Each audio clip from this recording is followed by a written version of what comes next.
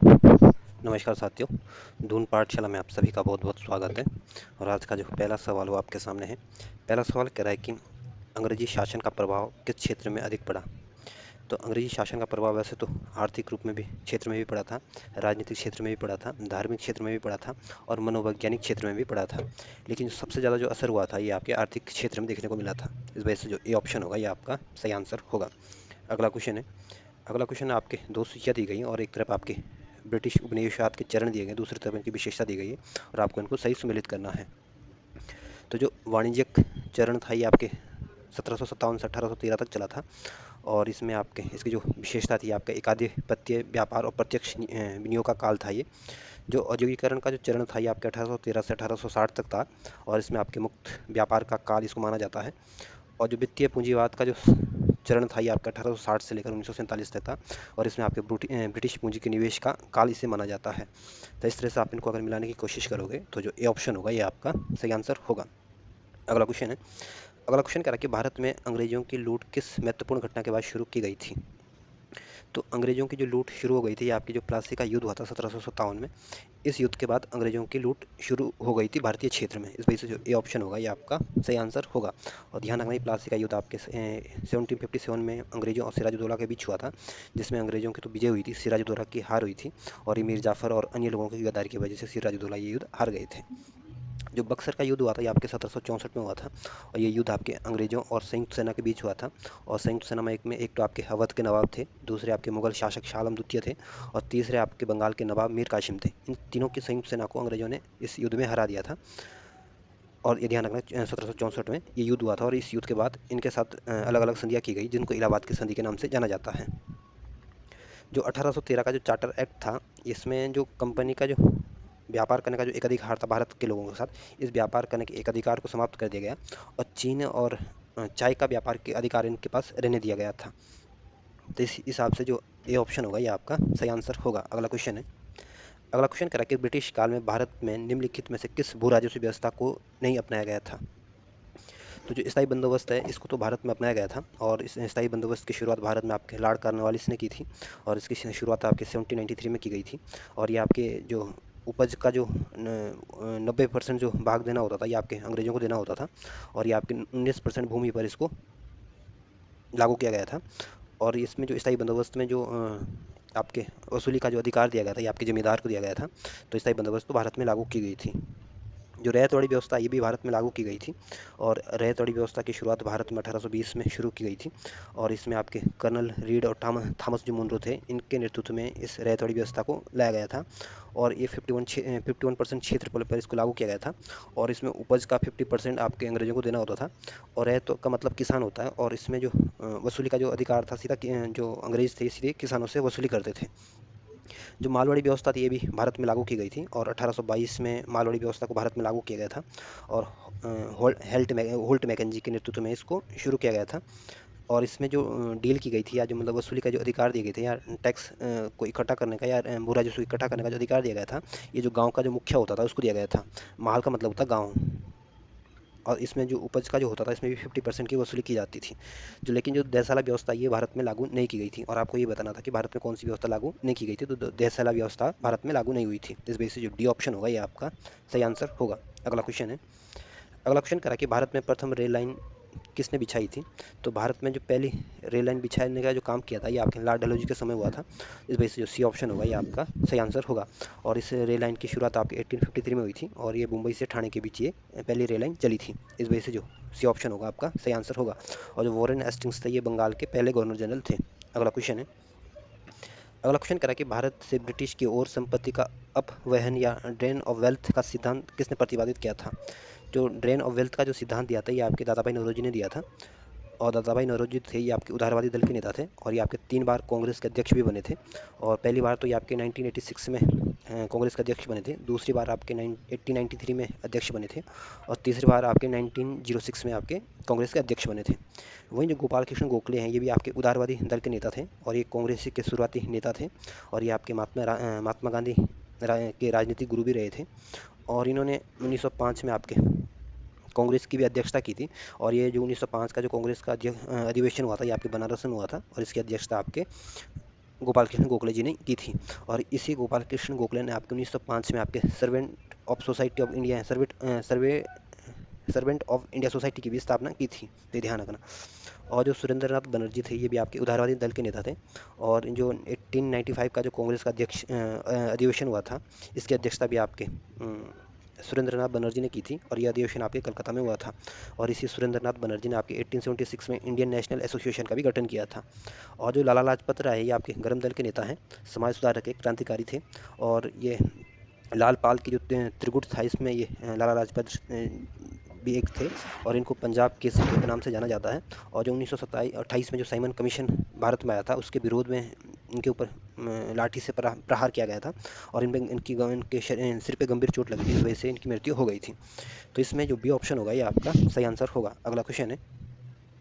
अगला क्वेश्चन करा कि 1853 में लॉर्ड हेलोजी ने पहली टेलीग्राम लाइन की शुरू की, वो किसके बीच थी? तो जो भारत में जो टेलीग्राम की जो शुरुआत की गई थी, ये सबसे पहले आपके 1853 में हुई थी। और इसकी शुरुआत भी आपके लॉर्ड हेलोजी ने की थी, जिसने आपके रेलवे की शुरुआत की थी। और जो ये आपके जो टेलीग्राम की जो लाइन की शुरुआत की गई थी, ये आपकी कलकत्ता से और आगरा के बीच शुरू की गई थी।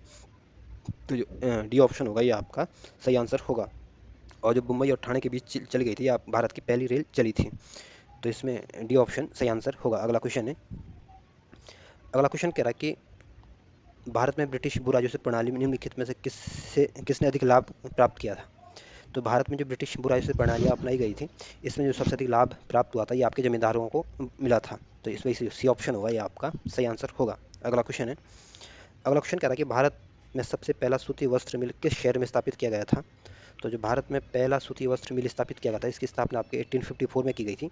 और इसकी स्थापना आपके मुंबई में की गई थी। और जो मुंबई है, आपके महाराष्ट्र की राजधानी है। और ये भारत की वित्तीय राजधानी भी इनको कहा जाता है। जो सूरत है, ये आपके गुजरात में है। और सूरत को आपके टेक्सटाइल सिटी ऑफ इंडिया के नाम से भी जाना जाता है। और डायमंड सिटी ऑफ इंडिया के नाम से भी इनको जाना जाता है। जो अहमदाबाद है, ये आपके गुजरात में है। और इसको भारत का मैनचेस्टर कहा जाता है। और ये अहमदाबाद आपके साबरमती नदी के किनारे है। जो कोयम्बटूर है, ये आपके तमिलनाडु में है। और इसको दक्षिण भारत का मैनचेस्टर कहते हैं। तो इसमें जो बी ऑप्शन होगा, ये आपका सही आंसर होगा। अगला क्वेश्चन है। अगला क्वेश्चन कह रहा है कि अंग्रेजों द्वारा बनाई गई भू राजस्व व्यवस्था की निम्न प्रणालियों में से कौन सी कृषकों के हितों में सबसे अधिक सुरक्षा प्रदान करती थी?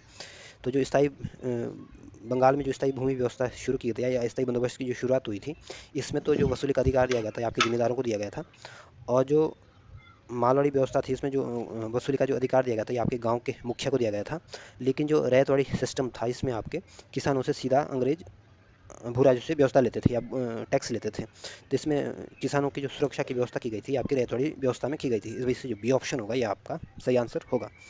अगला क्वेश्चन है। अगला क्वेश्चन कह रहा है कि काल किसके द्वारा बंगाल और बिहार की स्थायी बंदोबस्त या इस्तमरारी बंदोबस्त शुरू किया गया था, या परमानेंट सेटलमेंट शुरू किया गया था? तो या स्थायी बंदोबस्त बोले, या इस्तमरारी बंदोबस्त बोले, तो इसकी शुरुआत जो की गई थी, आपके लॉर्ड कॉर्नवालिस ने की थी। और ये शुरुआत कब की थी? आपके 1793 में की गई थी। और इसमें उपज का 90% टैक्स के रूप में देना पड़ता था, 10% किसानों को अपने पास रखना पड़ता था। और ये आपके 19% के क्षेत्रफल में लागू की गई थी। तो इसमें जो डी ऑप्शन होगा, ये आपका सही आंसर होगा। और जो रॉबर्ट क्लाइव थे, बंगाल के पहले गवर्नर थे। और जो इलाहाबाद की संधि हुई थी 1765 में, ये भी आपके रॉबर्ट क्लाइव के समय हुई थी। और 1764 के बक्सर की युद्ध बाद ये आपके इलाहाबाद की संधि हुई थी। जो वॉरेन हेस्टिंग्स थे, ये आपके बंगाल के पहले गवर्नर जनरल थे। और इन्होंने इजारेदारी व्यवस्था को लागू किया था। और इस इजारेदारी व्यवस्था को जो लागू किया था, ये आपके 1772 में इसको लागू किया गया था। और इस इजारेदारी व्यवस्था में ये सिस्टम था कि जो सबसे ज़्यादा बोली लगाने वाला जो होता था, उसको वसूली का अधिकार दिया जाता था। और ये आपके पंचवर्षीय ठेके की व्यवस्था थी, 5 साल की ये ठेके की व्यवस्था थी। और जो सबसे ज़्यादा बोली लगाता, उसको आपके टैक्स वसूलने का अधिकार मिलता था, या वसूली का अधिकार दिया जाता था। वहीं जो लॉर्ड वेलेस्ली है, ये आपके सहायक संधि के लिए जाने जाते हैं। और जो चौथा आंग्लो मैसूर युद्ध हुआ था, ये आपके लॉर्ड वेलेस्ली के समय हुआ था। और इस लॉर्ड वेलेस्ली ने आपके जो पोर्ट विलियम कॉलेज की स्थापना की गई थी कलकत्ता में, ये आपके लॉर्ड वेलेस्ली ने की थी। और ये स्थापना आपके 1800 में की थी। और लॉर्ड वेलेस्ली का जो समय था, ये आपके 1798 से लेकर से 1805 तक इनका समय रहा था। तो इसमें जो डी ऑप्शन होगा, ये आपका सही आंसर होगा। अगला क्वेश्चन है। अगला क्वेश्चन करा कि ब्रिटिश सरकार ने भारत में स्थायी बंदोबस्त कब लागू किया? तो ब्रिटिश सरकार ने जो स्थायी बंदोबस्त की शुरुआत की थी, आपके 1793 में की थी। तो इस वजह से जो बी ऑप्शन होगा, ये आपका सही आंसर होगा। अगला क्वेश्चन है। अगला क्वेश्चन कह रहा है कि रैयतवाड़ी व्यवस्था कब लागू की गई थी? तो रैयतवाड़ी व्यवस्था की जो लागू की गई थी आपके 1820 में लागू की गई थी, और ये आपके मद्रास प्रेसिडेंसी और मुंबई प्रेसिडेंसी में इसको लागू किया गया था। और इस व्यवस्था को आपके लॉर्ड एस्टिंस के समय लागू किया गया था, और इसमें आपके 51% भूमि पर इसको लागू किया गया था। और इसमें लगान जो होती थी आपके सीधे किसानों से वसूला जाता था, और यहाँ पे 50% लगान वसूला जाता था। 50% किसान के पास रहता था, 50% आपके अंग्रेजों को देना पड़ता था। और इस रैयतवाड़ी व्यवस्था का जो जन्मदाता माना जाता है, आपके कर्नल रीड और थॉमस मुनरो को माना जाता है। तो इस वजह से जो सी ऑप्शन होगा ये आपका सही आंसर होगा। और 1816 में आपकी संगोली की संधि हुई थी, और ये संधि आपकी अंग्रेजों और गोरखाओं के बीच हुई थी, और जिसमें गोरखा हार गए थे और मजबूरी वंश को गोरखों को ये संधि करनी पड़ी थी। जो 1818 में आपके भीमा कोरेगांव की लड़ाई हुई थी, और ये भीमा कोरेगांव की जो लड़ाई हुई थी आपकी ईस्ट इंडिया कंपनी और पेशवा मराठा साम्राज्य का जो पेशवा गुट था उसके बीच ये हुई थी। जो 1820 में आपके भारत में रैयतवाड़ी की शुरुआत की गई थी, और 1822 में आपके टेनेंसी एक्ट आया था। तो इसमें सी ऑप्शन जो होगा ये आपका सही आंसर होगा। अगला क्वेश्चन है। अगला क्वेश्चन कह रहा है कि पहली बार औपचारिक रूप से मारवाड़ी प्रथा कब लागू की गई थी। तो जो मारवाड़ी व्यवस्था थी इसको आपका 1822 में लागू किया गया था। तो इस वजह से जो डी ऑप्शन होगा ये आपका सही आंसर होगा। और ये जो मारवाड़ी व्यवस्था शुरू की गई थी आपके होल्ट मैकेंजी के द्वारा शुरू की गई थी, और इसमें जो डील की गई थी या जो वसूली का जो अधिकार दिया गया था ये गांव के मुखिया को या गांव के एक समूह को दिया गया था, और इसमें उपज का 50% वसूला जाता था। इस वजह से जो डी ऑप्शन होगा ये आपका सही आंसर होगा। और 1793 में आपके स्थायी बंदोबस्त की शुरुआत की गई थी। 1816 में आपके संगोली की संधि हुई थी, और 1820 में आपके रैयतवाड़ी की शुरुआत की गई थी। तो डी ऑप्शन होगा आपका सही आंसर होगा। अगला क्वेश्चन है। अगला क्वेश्चन कह रहा है कि स्थायी बंदोबस्त जिन क्षेत्रों में लागू किए गए उनमें शामिल है। तो स्थायी बंदोबस्त की जो शुरुआत की गई थी आपके बंगाल में भी इसको लागू किया गया था, बिहार में भी लागू किया गया था, उड़ीसा में भी लागू किया गया था, और मद्रास के जो उत्तरी जिले हैं वहाँ भी इसको लागू किया गया था, और बनारस में भी इसको लागू किया गया था। तो ये सारे के जो सारे नाम दिए गए इनमें सभी जगह स्थायी बंदोबस्त की व्यवस्था की शुरुआत की गई थी। इस वजह से जो डी ऑप्शन होगा ये आपका सही आंसर होगा। अगला क्वेश्चन है। अगला क्वेश्चन कह रहा है कि अंग्रेजी शासन काल में भारत का कौन सा क्षेत्र अफीम उत्पादन के लिए प्रसिद्ध था। तो अंग्रेजों के शासन काल में जो बिहार था ये आपके अफीम उत्पादन के लिए फेमस था। इस वजह से जो ए ऑप्शन होगा ये आपका सही आंसर होगा। और बिहार जो है ये इसकी जो राजधानी है आपकी पटना है, और ये भारत का तीसरा सबसे बड़ा राज्य है जनसंख्या के मामले में। जो गुजरात राज्य है ये भारत का सबसे लंबी तटरेखा वाला राज्य है, और गुजरात 1960 में इसको राज्य बनाया गया था, और गुजरात की राजधानी ये आपके गांधीनगर है। जो असम राज्य है ये भारत का पूर्वी राज्य है, और ये इसकी राजधानी आपकी दिसपुर है। और असम के दो फेमस नेशनल पार्क है, काजीरंगा और मानस नेशनल पार्क। तो ये ध्यान रखना, पूछ सकते हैं काजीरंगा नेशनल पार्क कहाँ है, असम में, और मानस नेशनल पार्क भी कहाँ है, आपके असम में। तो जो ए ऑप्शन होगा ये आपका सही आंसर होगा। अगला क्वेश्चन है। अगला क्वेश्चन कह रहा है कि 18वीं सदी में बंगाल में वस्त्र उद्योग के पतन के लिए उत्तरदायी कारण था। तो 18वीं सदी में जो बंगाल में जो वस्त्र उद्योग का जो पतन हुआ था इसके लिए जो सबसे प्रमुख कारण था कि ब्रिटेन को निर्यात करने वाले माल के ऊपर ये तटकर लगाते थे। यानी जो भारत की जो चीज़ें वहाँ निर्यात की जाती थी उनके लिए तो आयात की वस्तु थी, हमारे लिए निर्यात की वस्तु थी। और जो हमारी जो निर्यात की वस्तु यहाँ से की जाती थी उसके ऊपर ये टैक्स लगा देते थे, जिसकी वजह से हमारी चीज़ें क्या हो जाती थी, महंगी हो जाती थी, और इस वजह से हमारी चीज़ें वहाँ खरीदते नहीं थे। तो इस वजह से हमारी जो बंगाल के जो वस्त्र उद्योग था ये पतन का सबसे प्रमुख कारण माना जाता है। इस वजह से जो सी ऑप्शन होगा ये आपका सही आंसर होगा, क्योंकि जो गुणवत्ता में भी इसमें कोई कमी नहीं थी, कच्चे माल भी इनके पास ठीक ठाक था, और कारीगरों भी इनके पास ठीक ठाक थे। तो इस वजह से जो सी ऑप्शन होगा ये आपका सही आंसर होगा। अगला क्वेश्चन है। अगला क्वेश्चन कह रहा है कि नील कृषकों की दुर्दशा पर लिखी गई पुस्तक नील दर्पण के लेखक कौन थे। तो जो नील दर्पण के जो लेखक थे ये आपके दीनबंधु मित्र थे, और इसमें आपके जो नील कृषकों की जो दशा दिखाई गई थी इनके बारे में इसको इसको विस्तार से लिखा गया था। तो इसमें जो बी ऑप्शन होगा ये आपका सही आंसर होगा। और इस दीनबंधु मित्र ने इस नील दर्पण को 1860 में लिखा था, और जो ये नील विद्रोह हुआ था ये आपके 1859 में हुआ था।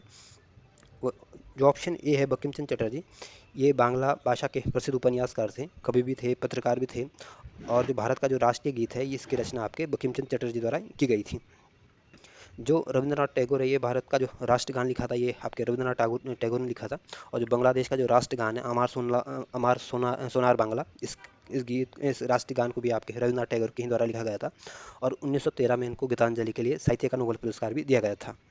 जो शरत चंद्र चटर्जी है ये बंगाल के प्रसिद्ध उपन्यासकार थे। तो इस वजह से जो बी ऑप्शन होगा ये आपका सही आंसर होगा। अगला क्वेश्चन है। अगला क्वेश्चन कह रहा है कि अंग्रेजों द्वारा सर्वप्रथम कवा बागान कहाँ लगाए गए थे। तो अंग्रेजों ने सबसे पहले जो कवा के बागान लगाए थे ये आपके केरल का जो वायनाड डिस्ट्रिक्ट है वहाँ पे लगाए गए थे। जो डी ऑप्शन होगा ये आपका सही आंसर होगा। ध्यान रखना ये वायनाड कहाँ है आपके केरल में। एक सेकंड। और जो कुर्ग है ये आपके कर्नाटक में है। और चिकमंगलूर भी आपके कर्नाटक राज्य का एक जनपद है। और जो नीलगिरी है ये आपके तमिलनाडु में है। और डी ऑप्शन जो है ये आपका सही आंसर होगा। अगला क्वेश्चन है। अगला क्वेश्चन कह रहा है कि अंग्रेजी शासन के दौरान भारत में आर्थिक दोहन के विचार का प्रतिपादन किसने किया था। तो जो अंग्रेजों के काल में जो आर्थिक दोहन का जो विचार प्रतिपादन किया था या धन के बहिर्गमन का जो सिद्धांत दिया था ये आपके दादा भाई नौरोजी ने दिया था। और दादा भाई नौरोजी को आपके grand old man of India के नाम से जाने जाते हैं। और ये आपके उदारवादी दल के नेता थे और ये कांग्रेस के 3 बार अध्यक्ष बने थे। वहीं जो जयप्रकाश नारायण है ये आपके संपूर्ण क्रांति के जो नारा दिया था ये आपके जयप्रकाश नारायण ने दिया था। और जो 1975 का जो आपातकाल लगा था इसका शिकार जयप्रकाश नारायण को भी बनाया गया था। और इन्होंने संपूर्ण क्रांति का नारा दिया था। और हिंद हटाओ का नारा भी आपके जयप्रकाश नारायण द्वारा दिया गया था। जो राम मनोहर लोहिया ये आपके समाजवादी नेता थे। और जो एम एन राय थे ये आपके कम्युनिस्ट नेता थे। और ये संविधान की जो सबसे पहले जो मांग की थी 1934 में ये आपके एम एन राय ने की थी। और भारतीय संविधान सभा के जो संवैधानिक जो सलाहकार थे ये भी आपके एम एन राय ही थे। तो इसमें जो ए ऑप्शन होगा ये आपका सही आंसर होगा। अगला क्वेश्चन है। अगला क्वेश्चन कह रहा है कि भारत में अंग्रेजों के समय प्रथम जनगणना किसके कार्यकाल में हुई थी। तो जो भारत में जो पहली जनगणना हुई थी आपके 1872 में हुई थी। और ये जनगणना आपके 1871-72 में हुई थी। और ये जनगणना आपके लॉर्ड मेयो के समय हुई थी। और लॉर्ड मेयो का जो समय था ये आपके 1869 से लेकर 1872 तक रहा था। तो जो सी ऑप्शन होगा ये आपका सही आंसर होगा। और जो लॉर्ड डफरिन है इनका समय आपके 1880 से लेकर 1884 तक हुआ था। और लॉर्ड डफरिन के समय में आपके कांग्रेस की स्थापना भी हुई थी। 1886 तक इनका समय रहा था लॉर्ड डफरिन का। और जो लॉर्ड लिट्टन था इनका समय जो रहा था ये आपके जो लॉर्ड लिट्टन का रहे थे इनका समय जो रहा था आपके 1816 से 1876 से लेकर 1880 तक रहा था। और इन्होंने इसी लॉर्ड लिट्टन के समय जो वर्नाकुलर प्रेस एक्ट था इसको पारित किया गया था। और इसी लिट्टन ने आपकी जो सिविल सेवा में एग्जाम की जो एज थी उसको 21 से कम करके इन्होंने 19 कर दिया था। जो लॉर्ड रिफन थे आपके स्थायी बंदोबस्त के लिए जो आपके स्थानीय स्वशासन है उसके लिए जाने जाते हैं। और इनके समय लॉर्ड रिफन के समय पहला जो कारखाना अधिनियम आया था 1881 ये भी आपके लॉर्ड रिफन के समय आया था। और ये अपने स्थानीय स्वशासन के लिए जाने जाते थे। तो इस वजह से जो सी ऑप्शन होगा ये आपका सही आंसर होगा। अगला क्वेश्चन है। अगला क्वेश्चन कह रहा है कि सर थॉमस मुनरो किस भूराजस्व बंदोबस्त से संबंधित थे। तो थॉमस मुनरो का संबंध जो था ये आपके रैयतवाड़ी बंदोबस्त से था। इस वजह से जो सी ऑप्शन होगा ये आपका सही आंसर होगा। और स्थायी बंदोबस्त का संबंध आपके लॉर्ड कॉर्नवालिस से था। मालवाड़ी बंदोबस्त का संबंध आपके होल्ट मैकेंजी से था। और इस वजह से सी ऑप्शन आपका सही आंसर होगा। अगला क्वेश्चन है। अगला क्वेश्चन कह रहा है कि भारत में प्रथम रेल लाइन का निर्माण 1853 में किन नगरों के बीच हुआ था।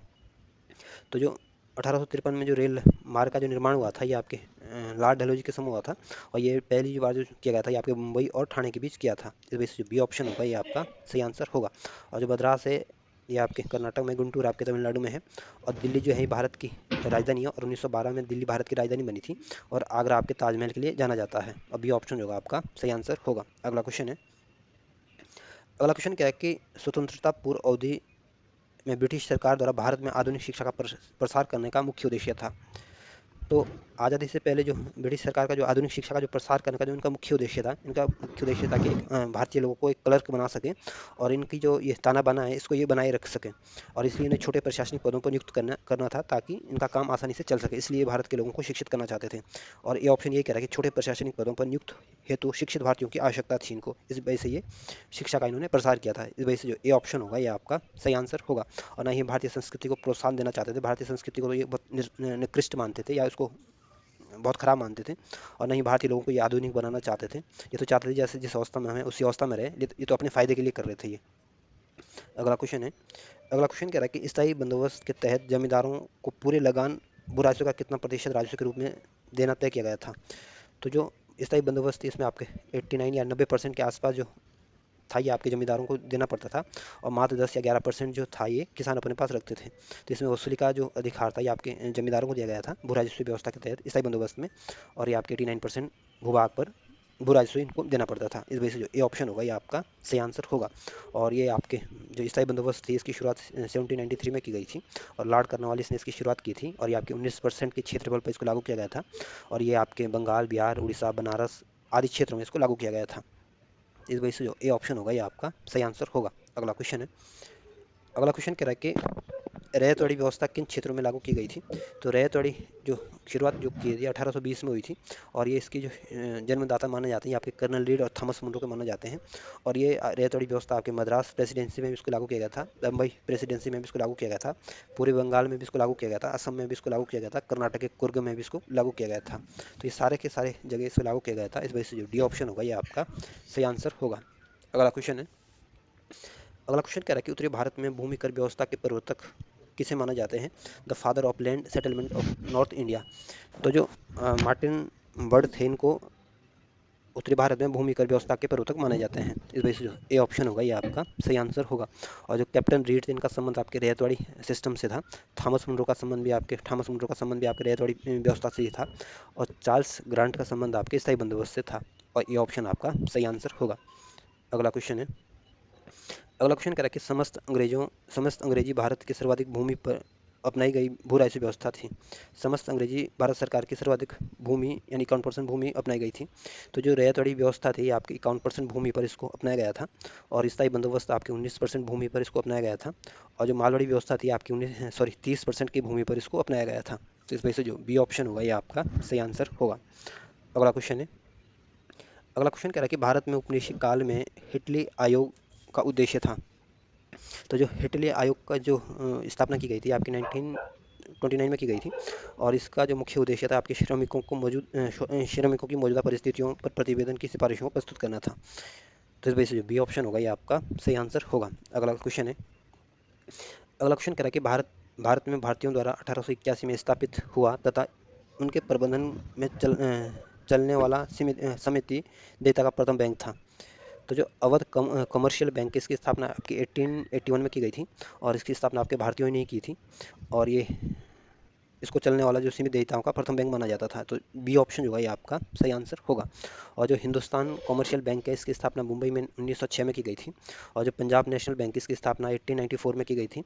और पंजाब एंड सिंध बैंक की स्थापना आपके 1908 में की गई थी। तो बी ऑप्शन आपका सही आंसर होगा। अगला क्वेश्चन है। अगला क्वेश्चन कह रहा है कि अंग्रेजों द्वारा रैयतवाड़ी बंदोबस्त लागू किया गया था। तो अंग्रेजों द्वारा जो रैयतवाड़ी बंदोबस्त लागू किया गया था, ये आपके 1820 में इसकी शुरुआत की गई थी।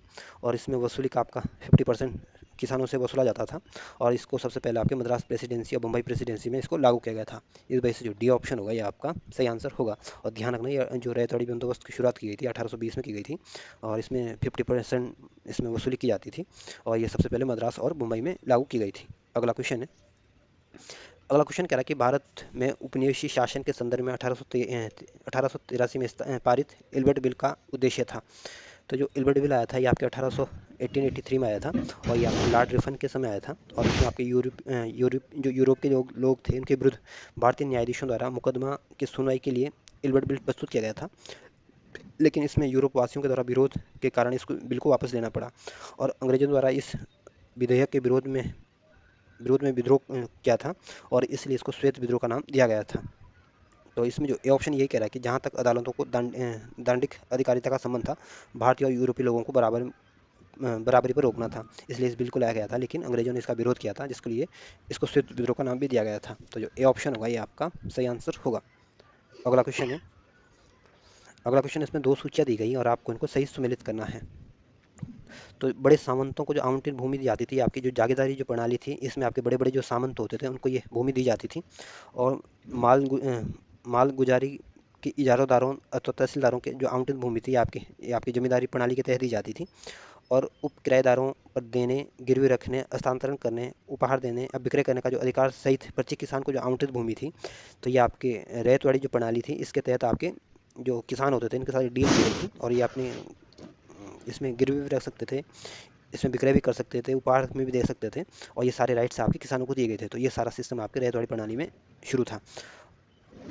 और जो ग्रामीण स्तर पर जो की गई भू राजस्व बंदोबस्त था, ये आपके मालवाड़ी प्रणाली में ये सिस्टम था। क्योंकि गांव का जो मुखिया होता था, इसके अंतर्गत ये सारा सिस्टम चलता था। और मालवाड़ी प्रणाली जो शुरुआत की गई थी ये आपके 1822 में हॉल्ट मैकेंजी के द्वारा शुरू की गई थी। और रैयतवाड़ी प्रणाली आपके 1820 में कर्नल रीड और थॉमस मुंड्रो द्वारा शुरू की गई थी। और जमींदारी प्रणाली या स्थायी बंदोबस्त बोले, इसकी शुरुआत आपके 1793 में आपके लॉर्ड कॉर्नवालिस ने की थी। तो इस तरह से आप इनको अगर मिलाने की कोशिश करोगे, तो जो बी ऑप्शन होगा ये आपका सही आंसर होगा। अगला क्वेश्चन है, अगला क्वेश्चन कह रहा है कि ब्रिटिश शासन के दौरान भारत में उद्योगों का कोई स्वतंत्र विकास नहीं हुआ, इसका कारण था। तो भारत में जो अंग्रेजों के समय कोई स्वतंत्र विकास नहीं हो पाया था किसी उद्योग का, तो इसमें सबसे जो प्रमुख कारण था ये बाहरी उद्योगों का अभाव था। इस वजह से ये ऑप्शन जो है ये आपका सही आंसर होगा। अगला क्वेश्चन है, अगला क्वेश्चन कह रहा है कि यद्यपि भारत के व्यापार पर 1813 के चार्टर एक्ट द्वारा कंपनी के एक अधिकार को समाप्त कर दिया गया, परंतु फिर भी किस वस्तु का व्यापार केवल कंपनी के लिए सुरक्षित रखा गया था। तो जो 1813 का जो चार्टर एक्ट आया था, इसमें ये प्रावधान किया गया था कि एक तो ये प्रावधान किया गया था कि हर साल जो कंपनी है ये आपके शिक्षा के ऊपर 1 लाख रुपए खर्च करेगी, और दूसरा जो आपके जो भारत के साथ जो एक अधिकार व्यापार करने का जो एक अधिकार था इसको छीन लिया गया, और आपके चीनी और चाय का जो व्यापार था ये अधिकार इनके पास रहने दिया गया। यानी चाइना के साथ भी आप व्यापार कर सकते हो और चाय का व्यापार भी आप कर सकते हो, ये अधिकार कंपनी के पास अभी भी मौजूद था। तो ये इस वजह से जो सी ऑप्शन होगा ये आपका सही आंसर होगा, क्योंकि ये कह रहा है कि 1813 में सारे अधिकार छीन लिए गए थे, लेकिन कौन सा अधिकार इनके पास फिर भी रहा था, तो चाय का अधिकार इनके पास रहा था। और इस चाय और चीनी के व्यापार को भी जो 1833 का जो चार्टर एक्ट आया था इसमें इसको समाप्त कर दिया था। सी ऑप्शन आपका सही आंसर होगा। अगला क्वेश्चन है, अगला क्वेश्चन कह रहा है कि ब्रिटिश ईस्ट इंडिया कंपनी का व्यापारिक अधिकार अंतिम रूप से किस एक्ट के तहत समाप्त किया गया था। तो 1813 के चार्टर एक्ट में तो इनके जो व्यापारिक एकाधिकार का जो भारत का व्यापारिक एकाधिकार दिया गया था ये तो समाप्त कर दिया गया था, लेकिन चीन और चाय का व्यापार इनके पास अभी भी बना हुआ था, जो आपके 1833 के चार्टर एक्ट के तहत इसको समाप्त किया गया था। तो इस वजह से जो बी ऑप्शन होगा ये आपका सही आंसर होगा। और जो 1858 का जो विक्टोरिया का जो घोषणा आया था, इसमें आपके मुगल सम्राट का जो पद था इसको समाप्त किया गया था, और कंपनी का शासन को समाप्त करके ब्रिटिश क्राउन को इसको कंपनी का जो शासन था ब्रिटिश क्राउन को दे दिया गया था अंग्रेजों मतलब कंपनी से। और इसमें जो 1858 का जो एक्ट आया था इसमें भारत में मंत्री पद की भी व्यवस्था की गई थी।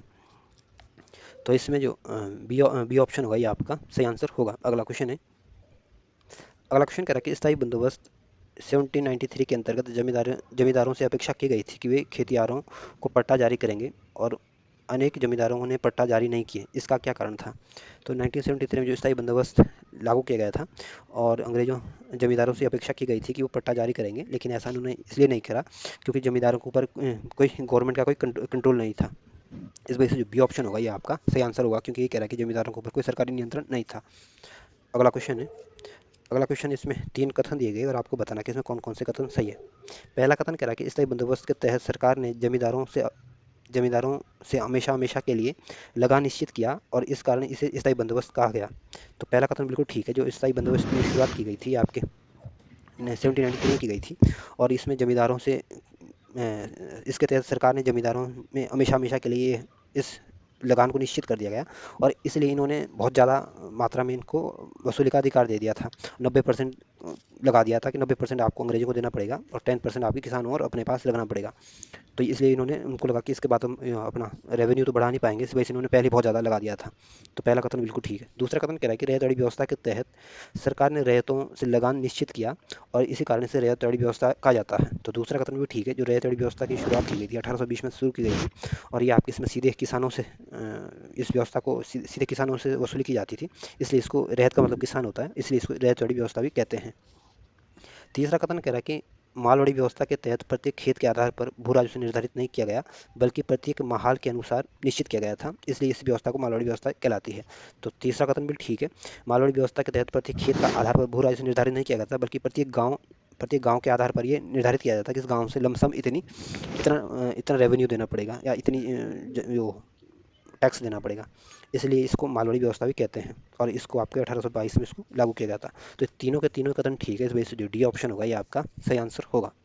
अगला क्वेश्चन है, अगला क्वेश्चन है, एक तरफ भू राजस्व व्यवस्था है, दूसरी तरफ इनसे संबंधित व्यक्ति है, और आपको बताना कि कौन सही सुमेलित है। तो जो स्थायी बंदोबस्त है इसका संबंध आपके लॉर्ड कार्नवालिस से चार्ल्स ग्रांट और जॉन शोर का संबंध है, और रैयतवाड़ी व्यवस्था से संबंध आपके कैप्टन रीड का संबंध भी आपके रैयतवाड़ी व्यवस्था से, थॉमस मुनरो का संबंध भी आपके रैयतवाड़ी व्यवस्था से, और एलिपिस्टन का संबंध भी आपके रैयतवाड़ी सिस्टम से है। और जो मालवाड़ी व्यवस्था का संबंध आपके होल्ट मैकेंजी और मार्टिन वर्ड का संबंध आपके मालवाड़ी व्यवस्था से है। और जो स्थायी बंदोबस्ती आपके बंगाल, बिहार, उड़ीसा, बनारस, मद्रास में लागू किया गया था 1793 में। और जो रैयतवाड़ी व्यवस्था थी उसको मद्रास प्रेसिडेंसी और मुंबई प्रेसिडेंसी में 1820 में लागू किया गया था। और जो मालवाड़ी व्यवस्था थी आपके पश्चिम उत्तर प्रदेश, मध्य प्रांत और पंजाब में भी इसको लागू किया गया था। तो इसमें जो ए ऑप्शन होगा ये आपका सही आंसर होगा। अगला क्वेश्चन है, अगला क्वेश्चन कह रहा है कि मालवाड़ी व्यवस्था किन क्षेत्रों में लागू की गई थी। तो मालवाड़ी व्यवस्था जो आपकी गंगा घाटी में भी लागू की गई थी, दोआब के उत्तरी पश्चिमी 6 प्रांतों में भी लागू की गई थी, और मध्य भारत में भी कुछ भागों में इसको लागू किया गया था, और मराठों के अधिकृत प्रदेश में भी इसको लागू किया गया था, पंजाब में भी लागू किया गया था। तो इन सारे जगहों पर आपकी मालवाड़ी व्यवस्था को लगाया गया था। इस वजह से जो डी ऑप्शन होगा ये आपका सही आंसर होगा। अगला क्वेश्चन है, अगला क्वेश्चन है, इसमें एक तरफ आपके काश्तकारी अधिनियम दिए गए, दूसरी तरफ इनके साल दिए गए और आपको इनको सही सम्मिलित करना है। तो जो बंगाल काश्तकारी अधिनियम आया था ये आपके 1885 में आया था, और अवध लगान अधिनियम जो आया था, अवध लगान अधिनियम एवं मद्रास काश्तकारी अधिनियम आया, विधेयक जो आया था, ये आपके 1886 में आया था, और ये दोनों ही अधिनियम आपके लॉर्ड डफरिन के समय आए थे। जो दक्कन काश्तकारी अधिनियम आया था ये आपके 1879 में आया था, और ये कास्ट अधिनियम आपके लॉर्ड डिटन के समय आया था। और जो मध्य प्रांत काश्तकारी विधेयक आया था ये आपके लॉर्ड डिफन के समय आया था, और ये विधेयक आपके 1883 में आया था। तो इस तरह से आप इनको सजाने की कोशिश करोगे तो जो ए ऑप्शन होगा ये आपका सही आंसर होगा। अगला क्वेश्चन है, अगला क्वेश्चन कह रहा है कि आधुनिक शिक्षा के संदर्भ में शिक्षा के माध्यम को लेकर उठे प्राच्य आंग्ल विवाद का अंत मैकाले के प्रपत्र में हुई, इसके अनुसार किस भाषा को भारत में शिक्षा का माध्यम को स्वीकार किया गया था। तो आधुनिक शिक्षा को देने के लिए जो प्राच्य आंग्ल विवाद जो था, ये बोलते थे कि हिंदी में इनको शिक्षा देनी चाहिए या अंग्रेजी में, तो इस टाइप का इनके बीच विवाद रहा था। और इस विवाद को आपके 1835 का जो मैकाले मिनट आया था इसके तहत इसको समाप्त किया गया था, और मैकाले ने अंग्रेजी शिक्षा को भारतीय शिक्षा का माध्यम स्वीकार किया था। इस वजह से जो डी ऑप्शन होगा ये आपका सही आंसर होगा।